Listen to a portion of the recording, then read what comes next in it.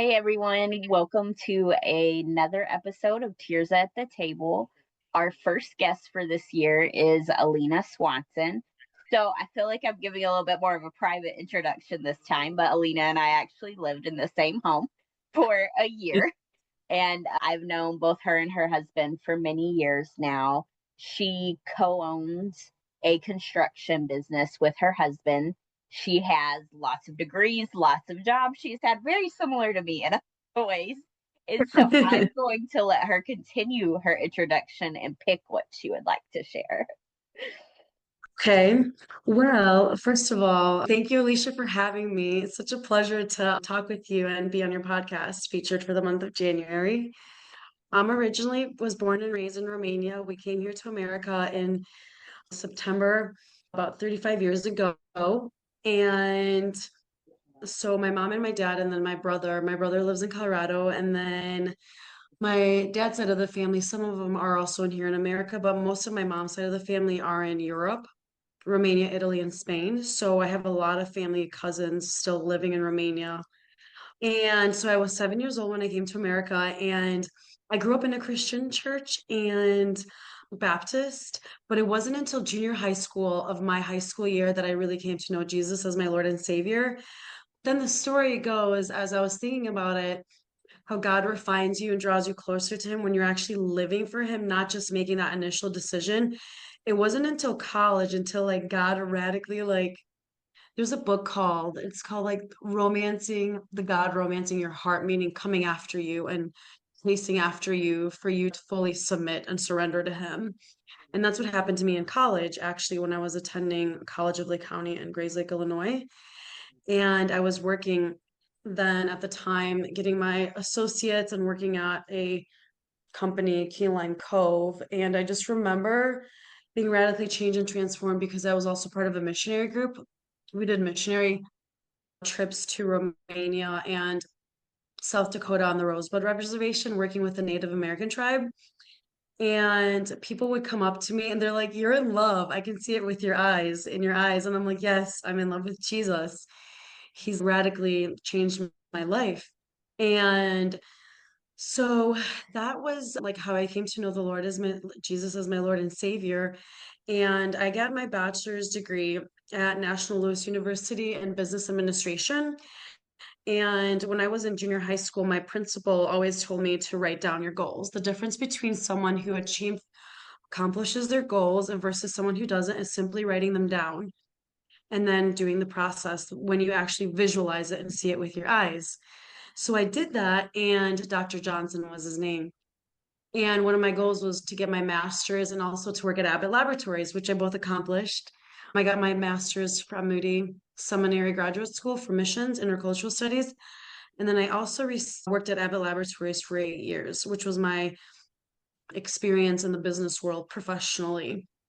And so after finishing my bachelor's and working at Abbott Laboratories, I met my husband, Stuart Swanson, at a group that met on Saturday nights. And ironically, we were both in Chicago. We were meeting up for dinner with friends, and we were going to this event where these missionaries were going to Iraq. And that's how we met at this event. We met at a restaurant in Chicago. And then we got married that same year. And my husband was also in the medical field, working on neuroscience with patients with seizures while I was working at Abbott Laboratories. And we decided, because our jobs kept us away from one another, even though it was great financially, we decided to learn about construction and be able to work together, because that was my heart's desire also, is whatever I do, I wanted to do it with my husband, whether ministry or work. And that's what we've been doing ever since my husband got trained for a long time, got licensed, insured, and all of that in construction, carpentry. And then recently, a year and a half ago, we moved from Wisconsin to Mississippi.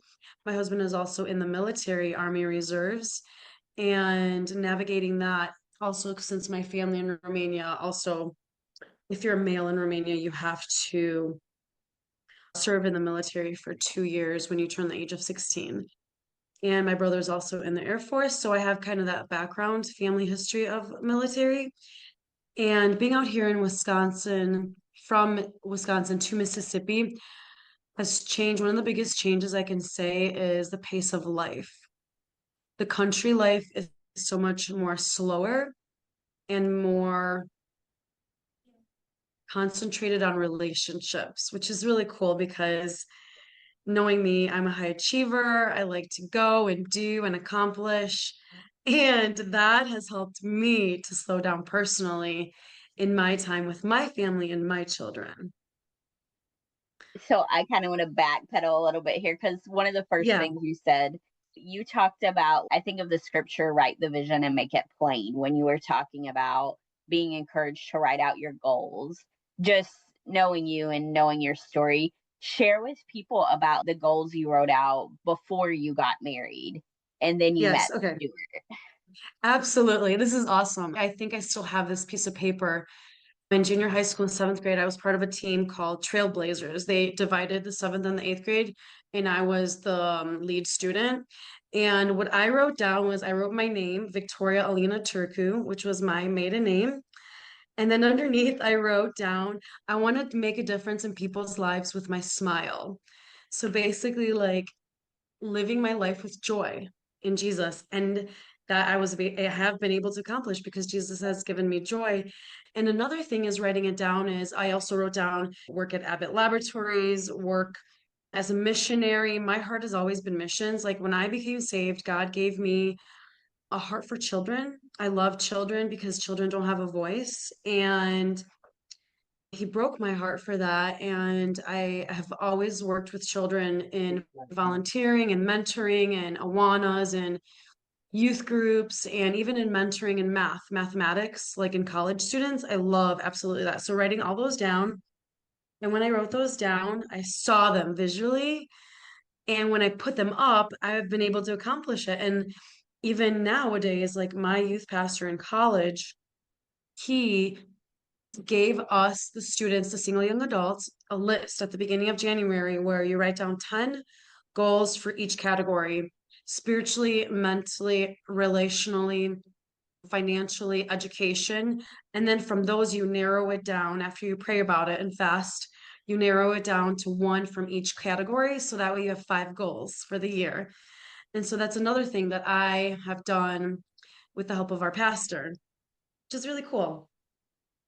That is really cool. And just elaborating on that from my side of things, I agree that that's important. I have what's called a passion planner, and they've only been out for so many years now. And I've had them every year that they've been out, and it has visualize your dreams, write them down. Now pick the ones you want to focus on for right now, what's long Right. term versus short term.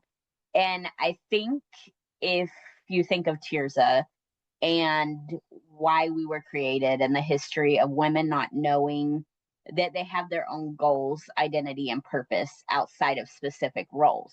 Whether that Right. be, it can be marriage, it can also be a career. But the thing is, if you look at Proverbs 31, she was called to different things in different seasons. So it's important that we know what those things are and the timing of them. So along with that, you've had a lot of shifts because you're talking about here's all of these things I've accomplished in my life, career wise, setting out these goals, getting married. But now you're in the season where a huge part of your focus is kids. So explain to people what that was like, shifting your motivation from here, all these goals I created and accomplished, to now I'm creating those for my kids essentially. Exactly. So going along that line, I have been able to accomplish those with the help of the Lord, number one. And number two, only with, I would say, with a community, having a community after giving birth, having 4 kids, living in Kenosha, I've been able to have the amazing community and shifting your thought on when you've been able to accomplish those goals. Now you're in a new season. So you have the mentality that you're married and you want children. So you kind of have to shift your own focus and priorities. And having children, I would say, has been the most challenging and the most rewarding because you're building a legacy into another person's life and they see you 24/7. So it's not that they hear what you speak, but they hear what you do, they see what you do. and building a legacy into future generations. You can't even put a price tag on it. It's huge.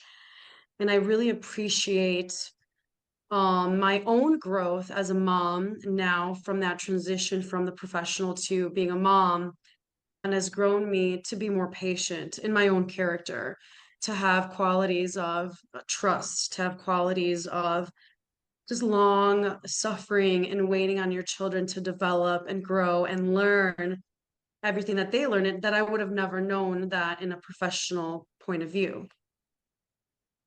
That's really good. And thinking along the lines of that too, with parenting, I feel like there's a lot of you have to do things this way, you have to do things that way. And I've watched you navigate personally, very front row, being in the same house, but Yes. shifting from choosing where they go to schools, like is homeschool, because there's the camp that says you have to homeschool and that's the only thing you can do, or public school, which we should all send our kids there, or private school. Like, how do you navigate those things when there's so many people trying to make them black and white decisions? Right. Well, I'll give you an example. So what happened to me was, so when we had Alexandra and Zephora, they were at home and we were part of the YMCA. And then my husband became in the military. So he was overseas in a boot camp in North Carolina. So when we went to the YMCA, there was a preschool curriculum at the YMCA for really little ones, like 3 years old, which I let Alexandra and Zephora go to because they were teaching them Spanish and swimming. And so we were there like 2 hours, 3 times a week. So I did that to get my feet wet, to see how that wet was. And then when my husband went into the military, I homeschooled Alexandra because it was, the beginning of the pandemic. And I actually loved it. I loved homeschooling, although it was a little bit tougher because I was also pregnant with our third son, which his name is Evan. And when we came back, I found a Christian school, a private Christian school back in Kenosha, Wisconsin, that I had enrolled Alexandra in, and then I loved it. And then even now, moving out here to Mississippi has been an interesting transition dynamic because the kids are in a public school. And I see the benefits of homeschooling a lot versus private school or a public education, because you have the flexibility of teaching your child what you want them to teach them and then learning at their own pace.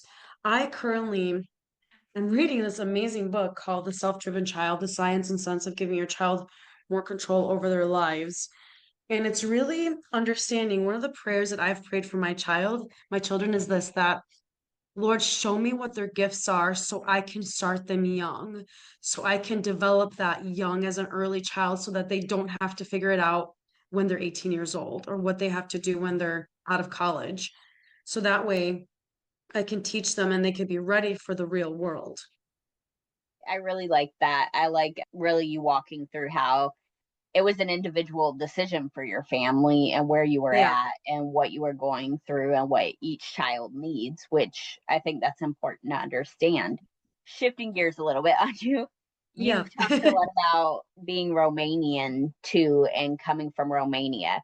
I'm actually curious about this because sometimes we talk about Romania, but not all the time. And Right. what is that like incorporating your culture? Do you feel like you get to do that a lot still or not really?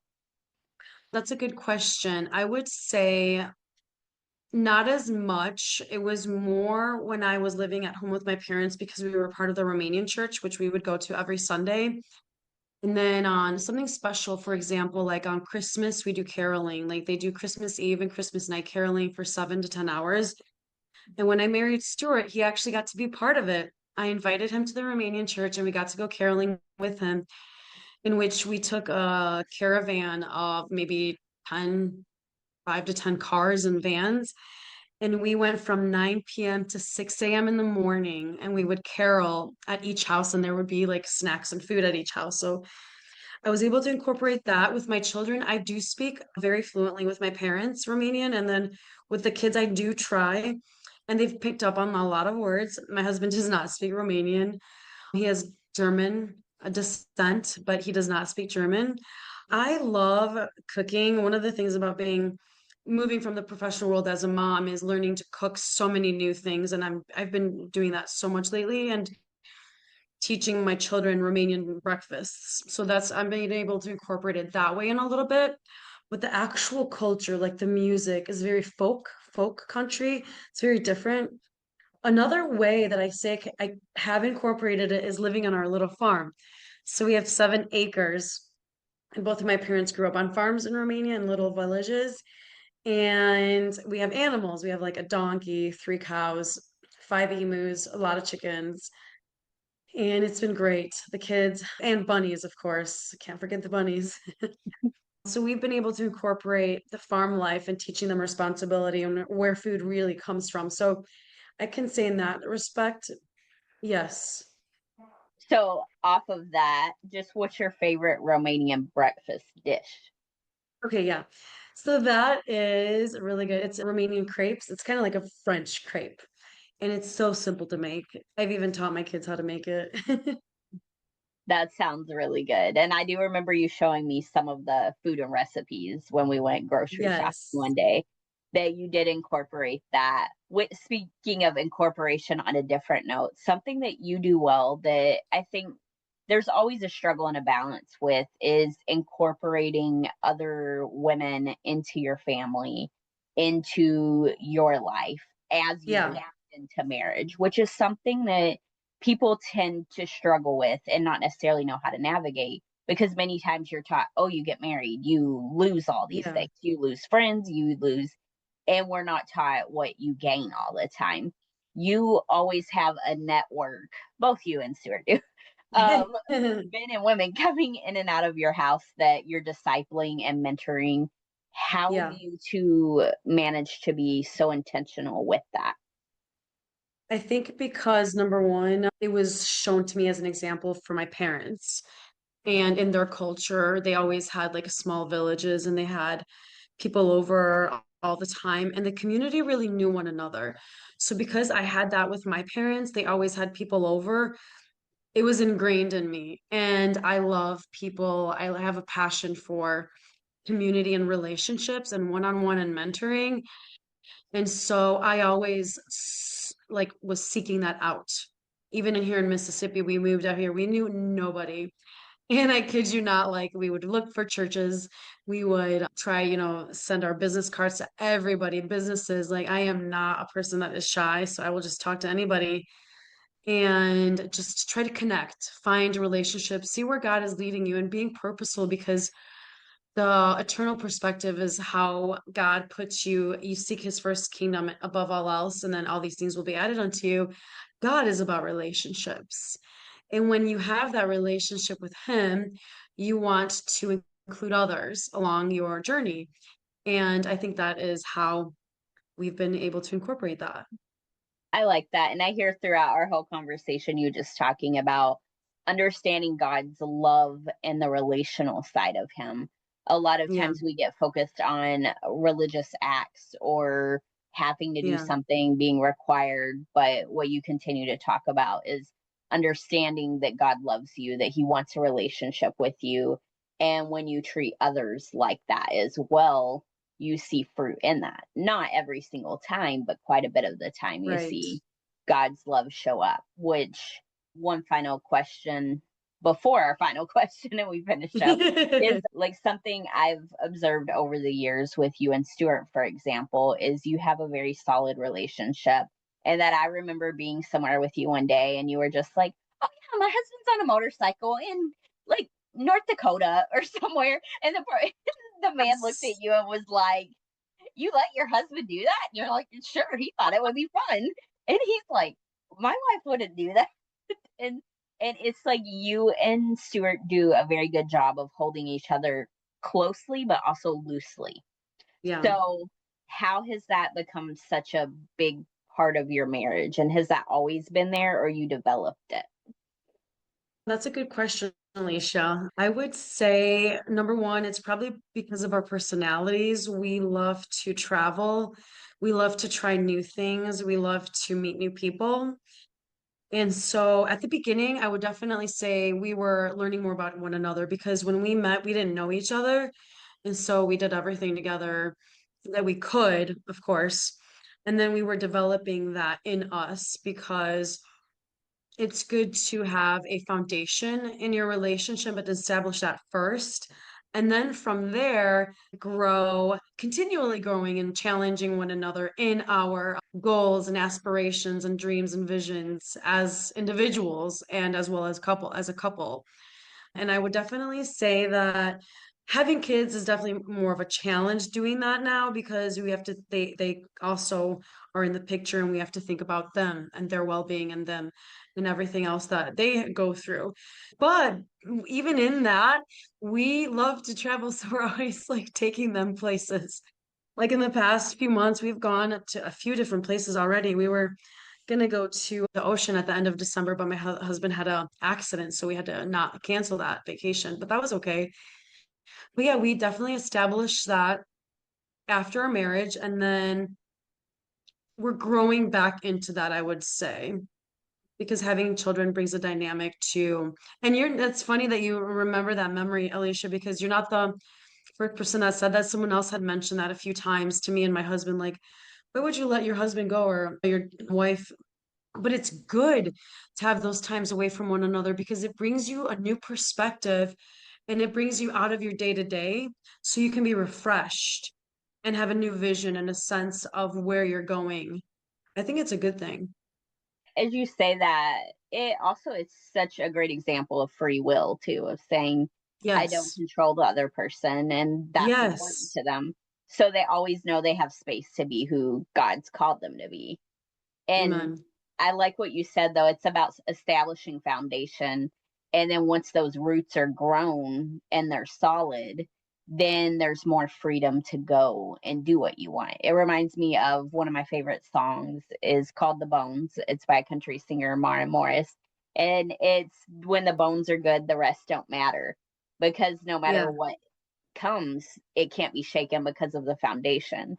So I think Yes. you put that together really well. And it is funny that other people have noticed and commented that too.